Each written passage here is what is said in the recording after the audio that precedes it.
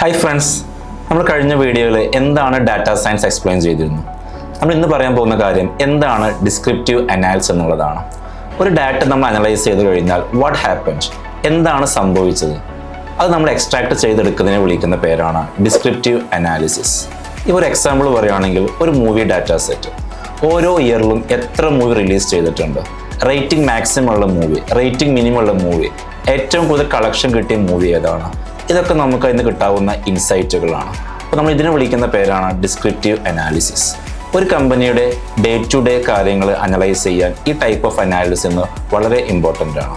നമ്മൾ അനലൈസ് ചെയ്ത റിസൾട്ടുകളിൽ നിന്ന് പല ടൈപ്പ് ഓഫ് ഗ്രാഫിക്കൽ വിഷ്വലൈസേഷൻ വെച്ചുകൊണ്ടാണ് റെപ്രസെൻറ്റ് ചെയ്യുന്നത്. For example pie chart, bar chart, histogram തുടങ്ങിയ പല ഗ്രാഫിക്കൽ വിഷ്വലൈസേഷൻ നമ്മൾ ഇതിനു വേണ്ടി യൂസ് ചെയ്യുന്നുണ്ട്. അപ്പോൾ നമുക്ക് നെക്സ്റ്റ് വീഡിയോയിൽ എന്താണ് ഡയഗ്നോസ്റ്റിക് അനാലിസിസ് നമുക്ക് എക്സ്പ്ലെയിൻ ചെയ്യാം.